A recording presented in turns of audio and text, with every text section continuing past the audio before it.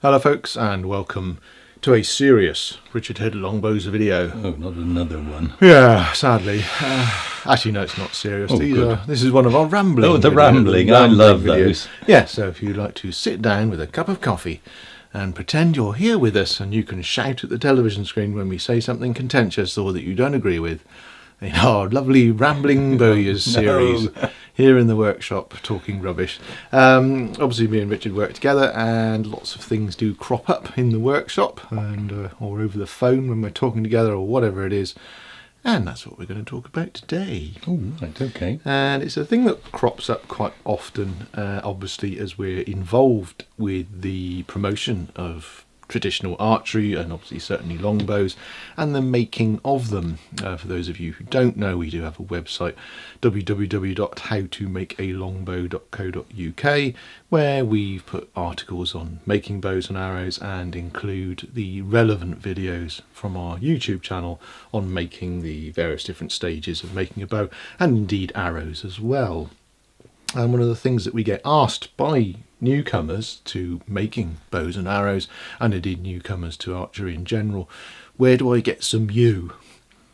It's a common question. It's a question I think born out of the association between yew, the wood yew, and the longbow, and people assuming, I suppose quite naturally because it is so commonly associated with it, that that's what they need to make a bow and that nothing else will do, or that correct. No other material is perhaps even come into their mind, or maybe they're not aware of other materials, and they want to know where to get it, really, and as a lot of people have found, to get decent yew is, well, you have to import it.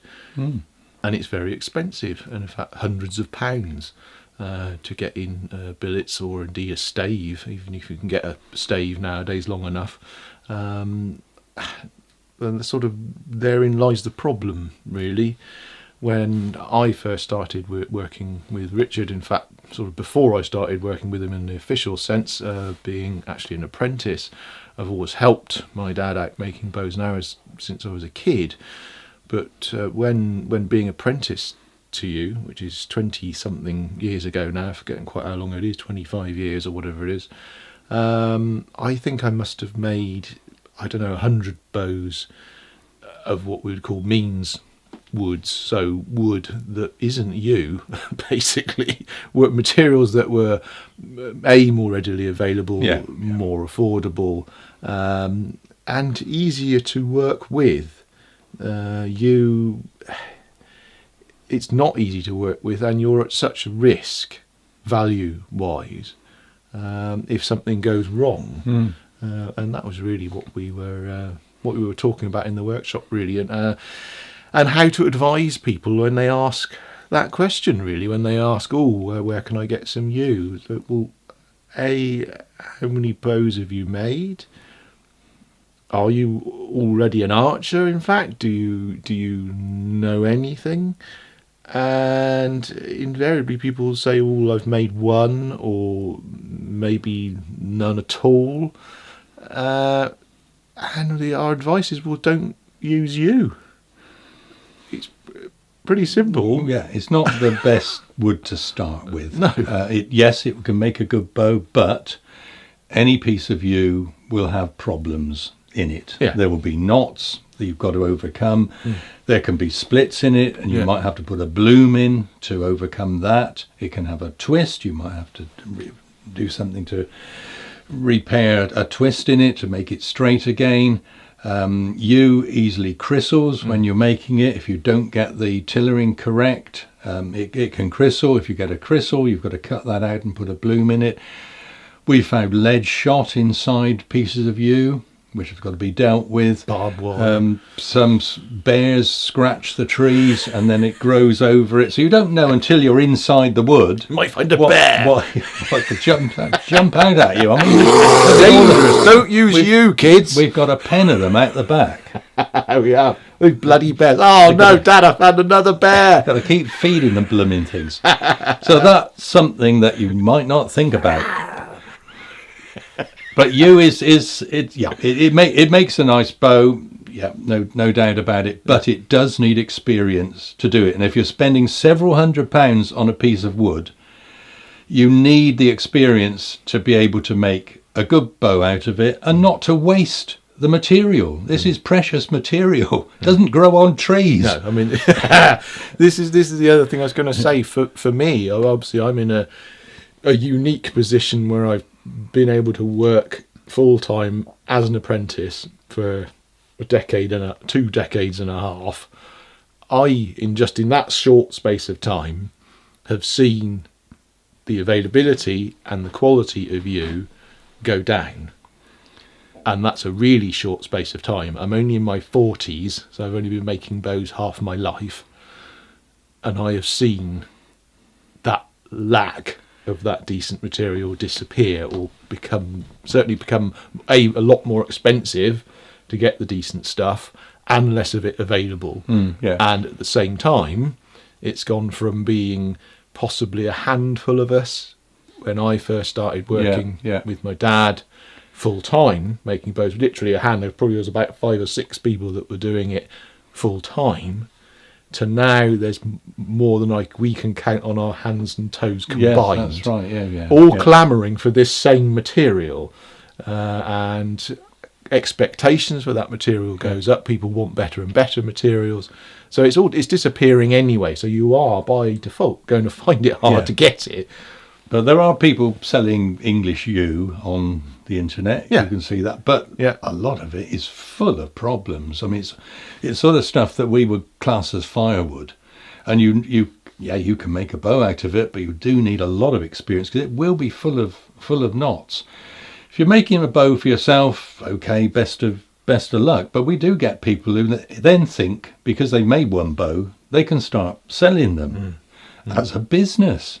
And when I started 40 years ago, there really were very few of us making bows, and everyone who was making them had been an archer for a long time and knew the sport of archery. They knew what a bow looked like, and a lot of the bows all the bows were being made for the British Longbow Society, shooting basically Victorian longbows, and there were still some of those around being shot.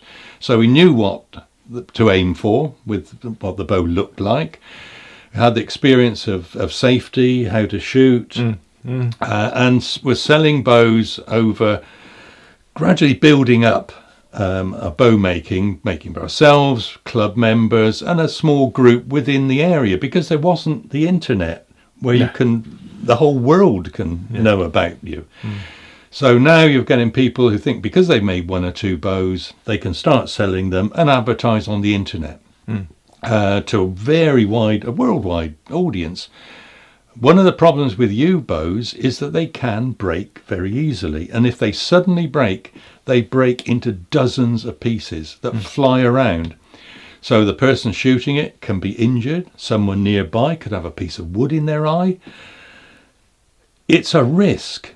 And the bears that jump out of it. This is supposed to be serious. Sorry. This is the serious bit here. So if you are intending to make bows as a business, as we are, we're running a proper business. The Inland Revenue know about us. If you're taking money for something, you should be preparing some accounts. Even if you don't make any money out of it, you should have some accounts of money coming in and money going out, so that if you do get caught, and it's quite likely, particularly if you're advertising on the internet, people are going to see you. But the other thing is insurance. I mean, we've got public and product liability insurance for several £1 million. So if someone gets injured with one of our items, we've got insurance. All the bears. We've got insurance to cover it. Is it worth risking losing your house for the sake of making a bow out of a bit of rubbish? It's just not worth it. You sound like one of those adverts. Well, you see the adverts on the television all the time. You'll be at risk of losing your house. No. You've got the no win, no fee people. Have you been injured with the way things are going? It hasn't happened yet. No, but it's only a matter of time. We are still currently living in a time where buying, owning, making a bow, using a bow is pretty free. of any restrictions. It's not like owning a gun or any of those other sort of shooting sports. No, that's currently. Right. And this is something that obviously we would like to avoid. Coming up, I mean, recently I was asked to be an expert witness in a court case which involved bows and arrows. So these things are happening. So think seriously about what you're doing. Yeah, if you are considering it as a business, then consider it as a business, not just something that you are perhaps, I don't know, just selling something on eBay. That like, and if you're taking money off people, it's a business. Yeah. It's a business. Yeah. So there we go. To all those people that keep asking us about where do you get you know where to get it. You have to import it. You have to find it yourself. You have to trawl around the country, or as I say, you spend hundreds of pounds getting it in from foreign climes. And good luck to you, really, if that's what you decide you want to do. Or the more sensible thing to do would be to use all the other sorts of woods that are available for making longbows. I won't bother listing them here, but things like lemonwood and bamboo and various things like that that we use in the majority of our triple laminate type bows are far more readily available and won't cost you anywhere near the same as using the yew, which is not only costly but a precious resource which we will eventually lose. There won't be any of it left, much like the planet and all the damage that we're doing to it with plastic and bears, bears and all those sorts of things. So bear it in mind. Excuse the pun, sorry. And hopefully that answers the query that we always get about where to get you. You can't have ours. The stuff that we've been keeping for 20 years. We've got a load outside under a tarpaulin. We must get rid of that. Yeah, we'll burn that. Get rid of the bears. Anyway, there you go, folks. That's another rambling video from one young bowyer and one old dribbling bear-addled rambling bowyer. And we'll see you again soon. Bye.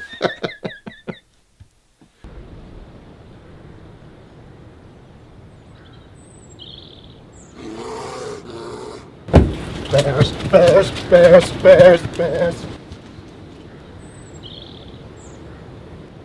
Pooh Bear? What was all that about?